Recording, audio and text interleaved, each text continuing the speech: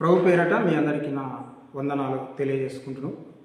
మరి ఈ దినాన ఒక చిన్న విషయాన్ని మీ ముందు పంచుకోవాలని చెప్పి నేను ఆశపడుతుంటున్నాను.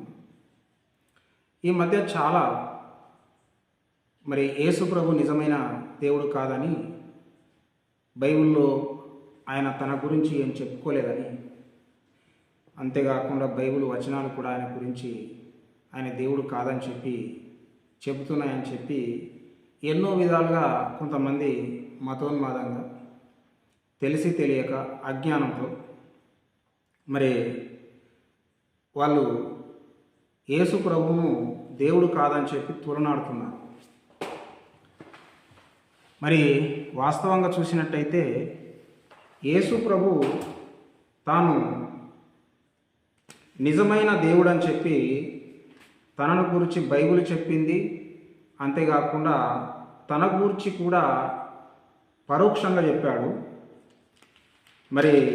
ఎంతోమంది ప్రవక్తల యొక్క ప్రవచనాలు కూడా నిరూపణగా ఉన్నాయి. కానీ ఇప్పుడు దేవుణ్ణని చెప్పుకుంటే సరిపోతుందా?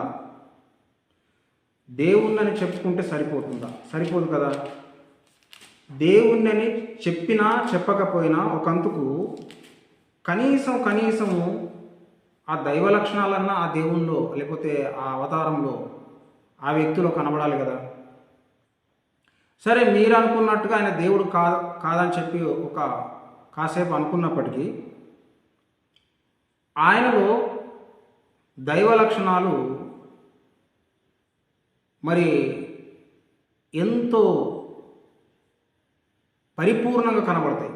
ఆయనలో దైవ లక్షణాలు ఎంతో పరిపూర్ణంగా కనబడతాయి. ఇతరులతో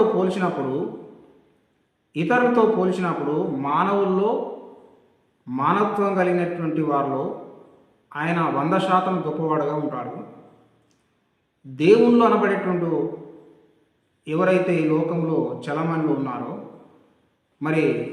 ఆ దేవుళ్ళతో పోల్చినప్పుడు కూడా యేసు ప్రభు అసలు వారికి యేసు ప్రభుకి ఎలాంటి పోలికనే లేదు. ఎందుకనంటే యేసు ప్రభు ఆయన యొక్క జీవన విధానము, ఆయన మాట, ఆయన చేసిన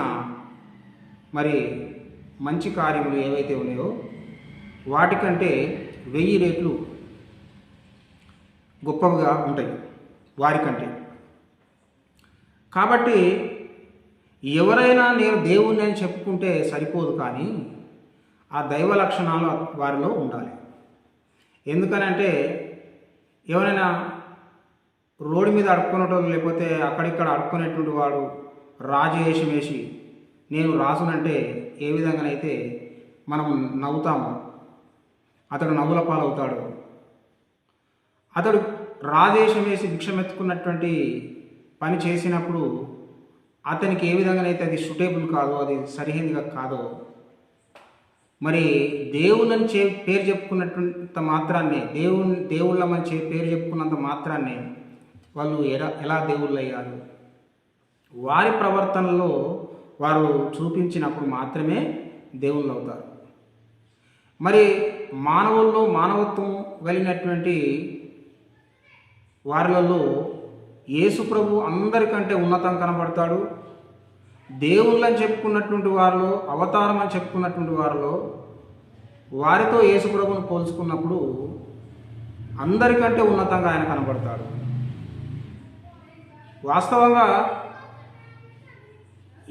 ఎవరైతే యేసు ప్రభు దేవుడు కాదని చెప్తున్నారో వాళ్ళ గ్రంథాలను కనుక మనము పరిశీలన చేసినప్పుడు, లేదా పూర్వీకులు స్కాలర్స్ పెద్ద పెద్ద మేధావులు చెప్పినది ఏంటంటే అవన్నీ కూడా కల్పనా కథలు, మైథాలజీ అని చెప్పి తేల్చిపడేశారు.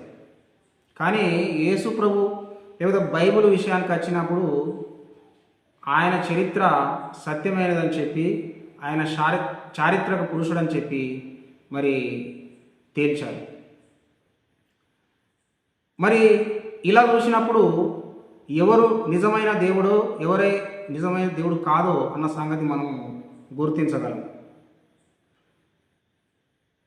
ఇక్కడ మనము ఇంకో మాట మనం గుర్తించాల్సినటువంటి విషయం ఏంటిదనంటే, అసలు దేవుళ్ళని చెప్పుకున్నటువంటి వారు సంఘానికి, సమాజానికి, ఈ మానవాళికి ఏ రకంగా ఉపయోగపడుతున్నారు అన్న సంగతి కూడా చూసుకోవాలి మనం. ఎందుకనంటే ఉదాహరణకు పిల్లలు ఉన్నారనుకుందాము. పిల్లలు ఎంత మంచిగా చెప్పినా కానీ కూడా చెప్పితే నేర్చుకోరు, కానీ తల్లిదండ్రులు ఏం చేస్తారో వాటిని వారు తొందరగా నేర్చుకొని ఫాలో అవుతారు, లేకపోతే అనుసరిస్తారు. అంటే పిల్లలు విని నేర్చుకునే దానికంటే చూసి నేర్చుకోవడం ఎక్కువ. ఇప్పుడు ఈ దేవుళ్ళని చెప్పబడుతున్నటువంటి వారి యొక్క జీవితాలు మనం పోల్చినప్పుడు వారు మానవుల కంటే హీనంగా జీవించారు కూడా. వ్యభిచారం ఉండి ఉన్నది, అంతేకాకుండా నరహత్య ఉండి ఉన్నది, అబద్ధం, మోసం వారిలో ఉండి ఉన్నది.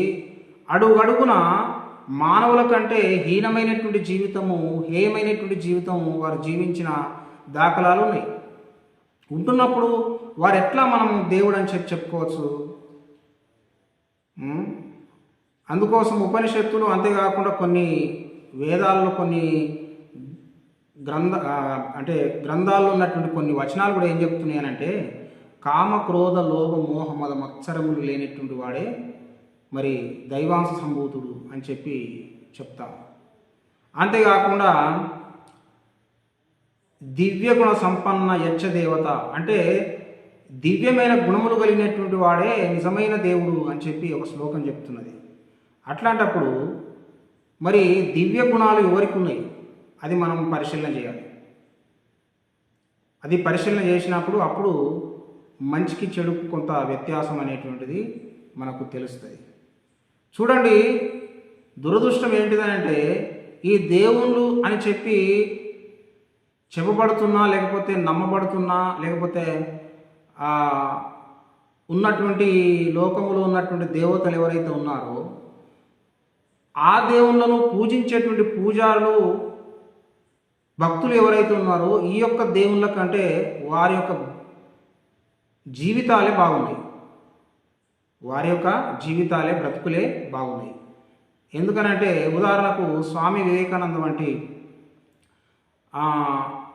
రామకృష్ణ పరమహంస వంటి, ఇలా కొంత ఏది మన మహాత్మా గాంధీ లాంటి వారు, లేకపోతే ఇలాంటి వారి యొక్క జీవితాలు ఎలా ఉన్నాయనంటే వారి యొక్క దేవుళ్ళ కంటే ఉన్నతంగా ఉన్నాయి. వారి యొక్క దేవుళ్ళ కంటే ఉన్నతంగా ఉంటున్నప్పుడు వీరు వారిని పూజించాలన్నా, వారు వీరిని పూజించాలన్నా, దేవుళ్ళే వీరిని పూజించాలి వాస్తవంగా. ఎందుకంటే వారి నుంచి వీరు నేర్చుకునేది ఏమి లేదు.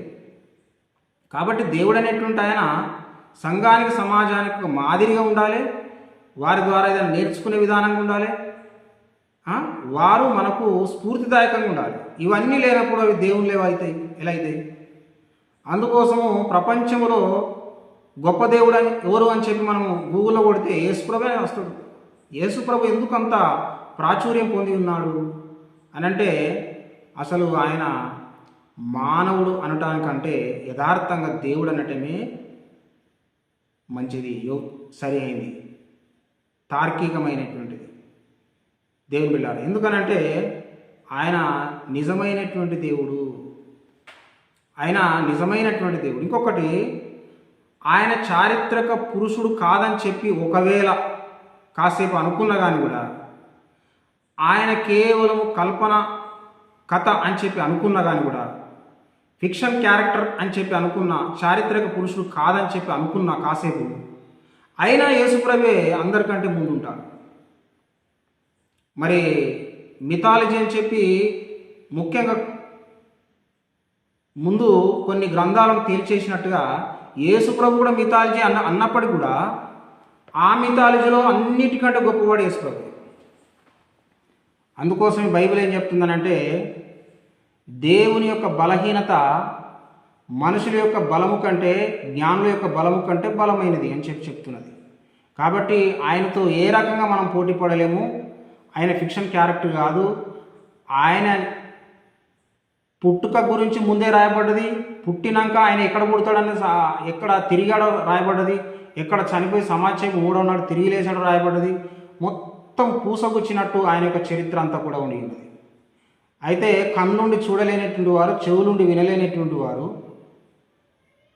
వారు నిజంగా దేవుని వెదికేటువంటి దైవ అన్వేషకులు కారు కాబట్టి వారికి పట్టింపు లేదు యేసు ప్రభు పట్ల. ఎంతసేపు మా దేవుడు గొప్ప అని చెప్పి, మా కులమే గొప్ప అని చెప్పి, మా ప్రాంతమే గొప్ప అని చెప్పి ఈ రకంగా ఒక సంకుచిత భావం కలిగి ఉన్నారు కానీ తప్ప అసలు ఈ కులగీతను, ప్రాంతమును, మతమును దాటి ఆయన చూసినప్పుడు సత్యము బహిర్గతం అవుతుంది. ఆయన నిజమైనటువంటి దేవుడుగా మన ముందట ప్రత్యక్షమవుతాడు.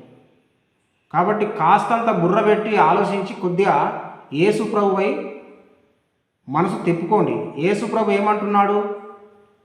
నేనే మార్గము, నేనే సత్యము, నేనే జీవము, నా ద్వారా తప్ప తండ్రి యొద్దకు కానీ, మోక్షం కానీ, పరలోకం కానీ ఎవరు కూడా చేరలేరు అని చెప్తుంటున్నారు. ఈ విషయాన్ని చాలా జాగ్రత్తగా విని ఒంట్లో కొద్దిగా భయం పెట్టుకొని నరకం తప్పించుకోరు. నరకం తప్పించుకోవడానికి కాస్తంత ఉత్సుకత చూపించినప్పుడు దేవుడు మీకు ఆ మనసు అనేటువంటి హృదయం, కఠిన హృదయాన్ని తెరుస్తాడు.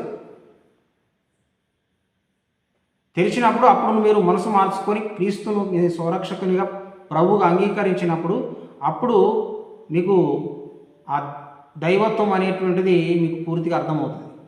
దేవుడి మాటలు దీవించి ఆశీర్వదించును గాక. ఆమేన్.